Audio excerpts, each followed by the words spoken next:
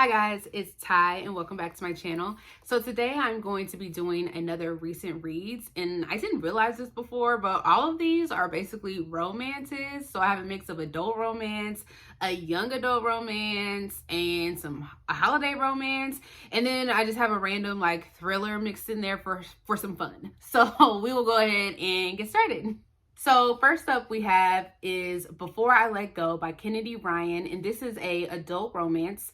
And this one follows our two main characters, Yasmin and Josiah, and they have been divorced, I think like around 2 years at the start of the story. And we are following them as they are trying to co-parent their two children. I believe their son is like middle school age, and then their daughter is around like high school age. And then they are also still co-owning a restaurant together.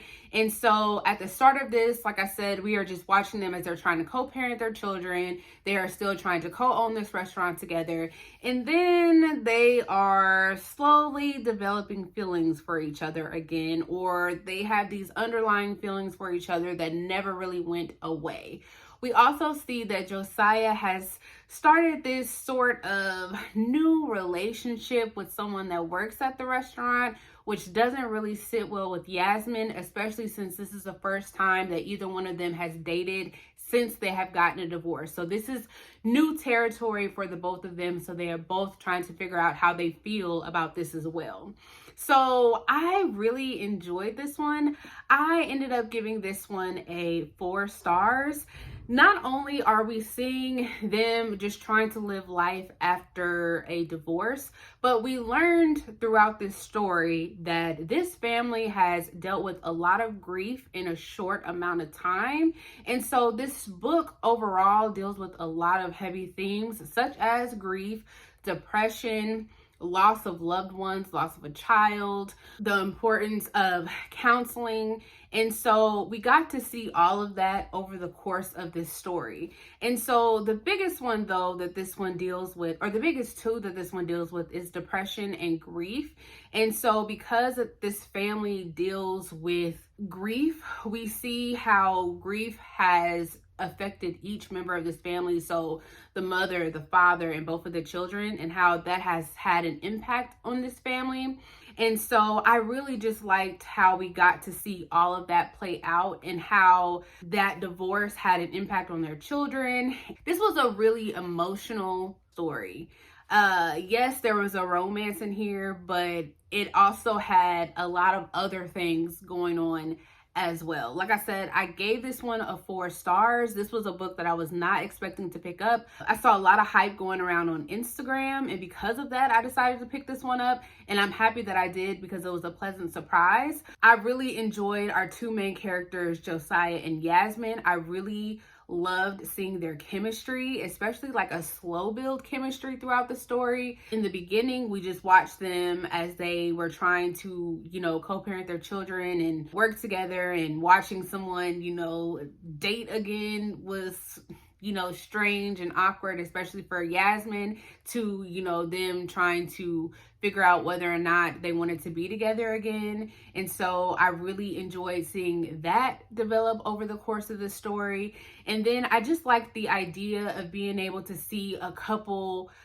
have a divorce, but then be able to be mature enough and be adult enough to co-parent and still work together. So that was refreshing to see. I also like to see how each member of this family was affected by everything that had happened before the divorce. So all of the loss that this family endured. So it not only just focused on Yasmin and Josiah, but it also focused on their two children and how they were affected. And so because of that, how it affected their son, how it affected their daughter, and their behaviors that they ended up picking up because of the loss that they experienced, and how they internalized the grief that they were going through. I wished that I could have given this a 5 stars, but I did knock off a star for this because even though I enjoyed, how mature these two main characters were with, being able to work together and co-parent, there were some scenes in here that I just felt like these characters acted a little too mature, or it just seemed unrealistic. Like some of their decisions, some things in here, it just seemed like it was too perfect. These situations just would never happen. I don't want to spoil anything, but there were just some things in here, you know, in regards to like Josiah and his new lady friend, like some of the things that happened in there, I just felt as though like this would just never happen. You know, being able to introduce her to like your ex-wife and bringing the new girlfriend or new lady friend over to Thanksgiving dinner, and like nobody has a problem. Like I would like to think that that would be fine and normal, but I just don't think that it would just be okay. Like everybody is just all smiles, especially when you guys are developing feelings for each other. I just don't see everything just being so perfect the way that this author depicted everything in this story. I would like to hope that they would be that way, but I just don't see it happening that way. But overall, like I said, I ended up giving this one a 4 stars. This was my first Kennedy Ryan. I would definitely pick up something else by this author, but if you guys have not read this one, I suggest that you do. So then next up, I have Do You Take This Man by Denise Williams. And this is another adult romance. And so this one follows our 2 main characters. We have RJ, who is a divorce lawyer as well as a wedding officiant, and she does that on the side, so like as a little weekend gig. And then we have Lear, who used to plan events for pro football teams, but he got fired from that, and so he helps his cousin on the side plan weddings. RJ, because she officiates weddings, she also helps Lear's cousin on the side with the weddings. RJ and Lear end up working on these weddings together once Lear's cousin is kind of indisposed and no longer can do it. They are put together to help plan these weddings until she is able to assist again.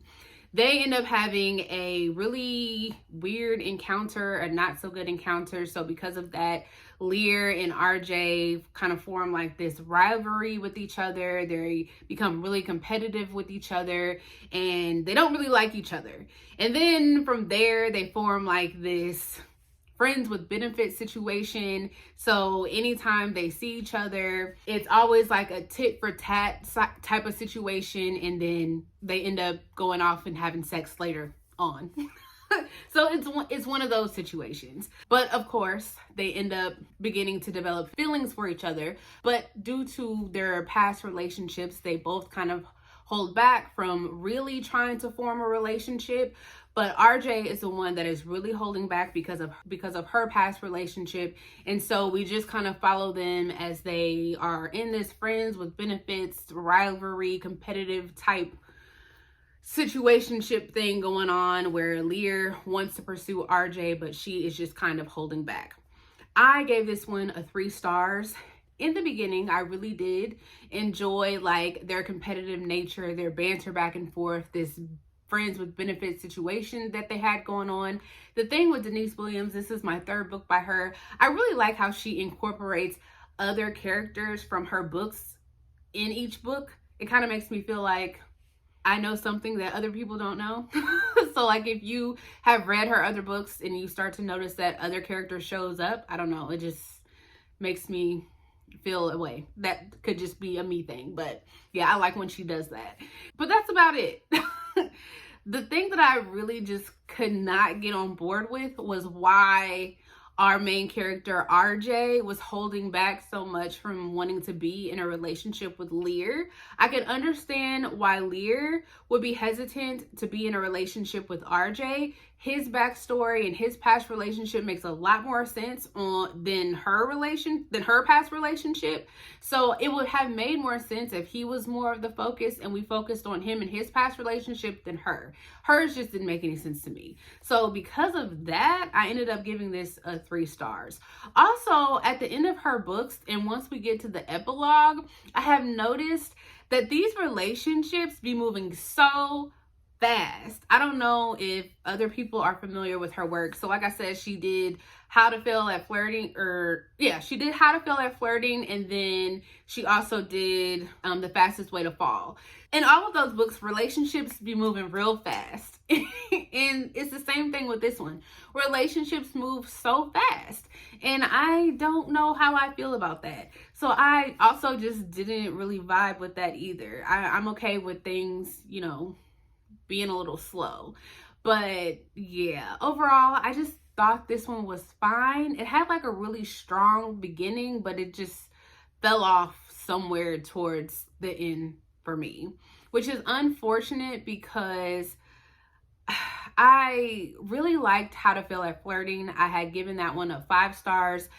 The Fastest Way to Fall, I gave that one a 4 stars. And again, I'm giving this one a 3 stars. So I hope her quality of books for me isn't declining, because I really do like her stories and I like the premise of her books. So I guess we shall see. But again, I ended up giving this one a 3 stars. So then we have Whiteout, and this is a young adult romance, and it is a anthology, and it's written by 6 authors. And this is by Danielle Clayton, Tiffany D. Jackson, Nick Stone, Angie Thomas, Ashley Woodfolk, and Nicola Yoon. If you guys are familiar with their other one that they put out, I think last year, which was Blackout. I don't want to say this is like a follow-up to that one, but it's like in the same style as that one. So this one takes place in Atlanta, where there is like this huge snowstorm. Probably not huge in other places, but it's Atlanta and they have snow, which they're not used to. So it's huge to Atlanta. And in this one, there's one main story. So it's one main story, and it's about this couple, Stevie and Sola. And Stevie is this really smart girl, and she and her girlfriend have just broken up. Well, Stevie did not make a really good impression in front of Sola's family, and because of that, they had ended up breaking up. And so Stevie is trying to make this really grand gesture in order to try and win Sola back. And so she enlists the help of all of her really good friends and some of Sola's friends to try to help her do something really grand in order to get Sola back. And so we follow these different couples and get these short stories from these different couples at different points in this one night while they're all in Atlanta, stuck in the snow. And so they're all on their way to try to meet Stevie, to try to get Sola in this one place so that she can try to like profess her love and try to get her back. A lot of these stories are dealing with these couples at different points in their relationships, whether they have broken up and are trying to get back together, whether they have had like a crush on someone for a long time, whether they have had like a crush on someone way back in the day and now they are just now telling that person that they like, whether they just broke up like a few days ago type of thing. And then there's like a lot of different representation. So you get like a different mix. I really enjoyed this one, just like I enjoyed Blackout, even though Blackout, a lot of people had some mixed things to say about that one. I enjoyed it. I enjoyed this one. It was a fun time. I like some of the couples over other couples. I gave this one a 4 stars. It was a perfect time to read during the winter time. So yeah, I enjoyed it. So then next we have the one oddball out, which is a adult thriller. And this is Breathless by Amy McCullough. Dang, I remember how to say her name. Now I forgot. I think it's Amy McCullough, maybe. Sorry if I mispronounced that. So this one follows our main character by the name of Cecily. She is a adventure journalist, and she has been chosen to go on this climb up this really famous, hard to climb mountain called the Manazulu. And she has been chosen to go up there by the person that she really wants to interview, who is this really popular, famous climber by the name of Charles. And he's really famous not only for all of the mountains that he's able to climb, but because of all of the rescues he has done too. The stipulation though for her being able to get this interview is she has to be able to do the climb and make it down. But she's not the most experienced climber. So this already isn't starting off that great. So she gets this interview. She has to prepare for this climb. But while they're trying to slowly make their way up this mountain, she starts to kind of learn some things about Charles, some of his rescues, some things aren't sounding right. And then some people start to die, and they're starting to die one by one. And she's starting to get a little freaked out, as anyone would. And so the story sort of takes off from there. I gave this one a 2 stars. I liked the isolation feel of this, of being on this mountain and can't really go anywhere. If people start to die, what are you gonna do? Roll down the mountain? I don't know what else you're supposed to do. So I really liked that feel of this story.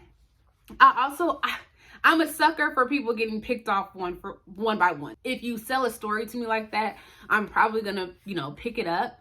So I really liked that. Besides that, I just thought this book was very predictable. You could tell pretty early on what was going to happen and what was happening. There was maybe 1 or 2 small reveals in there that I was not expecting, but besides that, I just thought this was very predictable, and because of that, it just took the enjoyment away from this. Sometimes when mystery thrillers are predictable, it's okay because the journey there is fun, but the journey to this one was not fun. Because it just, you could tell really early what was gonna happen. So this one was just, it was fine. Definitely not something that I will remember anytime soon. But if you want a really good, just quick isolation, people on a mountain and they shouldn't be story, this one is for you. And then last but not least, that I just finished in January, this is Meet Me Under the Mistletoe by Jenny Bayless.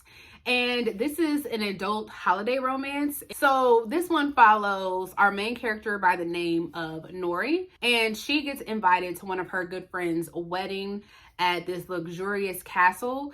And this story takes place in London. And so her friend not only invites Nori, but their whole entire friend group. And so they all get to stay at this castle for a week leading up to the wedding.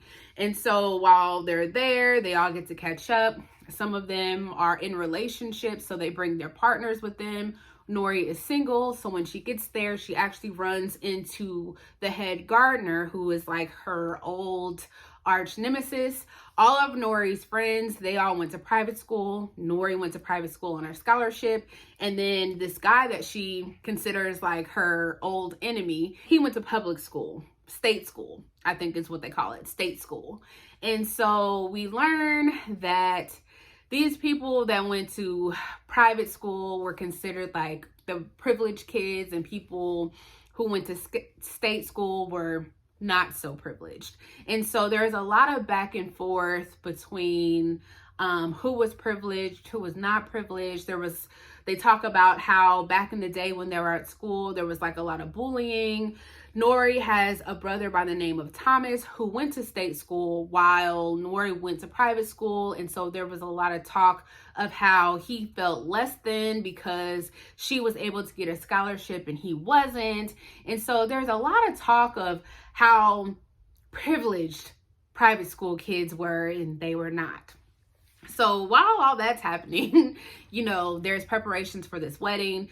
Nori and Isaac, the gardener, are starting to develop feelings, but there's a lot of underlying tensions between Isaac and Nori's friends because of how they were all raised and how how he feels like some of her friends are talking down to him. But despite all of that, she is developing feelings for Isaac and he is developing feelings for her. So we are just following Nori as his romance is budding and as she is reconnecting with her friends. And then we learn some secrets within this friend group and how some of them are not having these perfect relationships that you see on the outside. Some of them are dealing with turmoil within their relationships. So this has a lot of heavy themes within this book. So not only is this a romance, but it touches on a lot, such as like bullying, depression. There's mention of suicide. There's a lot of talk of like privilege and classism. There's mention of like racism in here. It's a lot going on in this book. And I ended up giving this a 3 stars. I did like some of the conversation that was going on in here, and it was fine, but it's definitely not what I thought I was going to get when I picked this up. It's called Meet Me Under the Mistletoe. So I just wanted a cute holiday romance. That's literally all that I wanted. I can appreciate a author, you know, going above and beyond, but sometimes, you know, all you want is what you want. And I just wanted a romance. I really enjoyed this author's first book. Well, I don't want to say it was their first book. It was their first book that I picked up for them, which was The 12 Days of Christmas. I read that one last year. Absolutely loved it. Blew me away. So I knew I really wanted to read this one. But this one was just okay. Like I said, I enjoyed the other stuff, the other heavy themes that the author put into this one. But I think it really took away from the romance part of it. And maybe that's not what the author was aiming for, but I just didn't feel really any connection between Nori and Isaac. I didn't feel like any chemistry between them. I felt as though, you know, he was complaining a lot about her friends, yet he still went along with what they did. So it was kind of like, well, what are you complaining about them for if you're still just gonna hang out with them anyways? I just didn't really understand the point.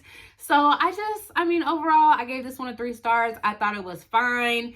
Just was not what I was looking for. So this really wasn't a good start to my new year. So there's that. So that is all that I have for you guys. And I will see you guys next time. Bye.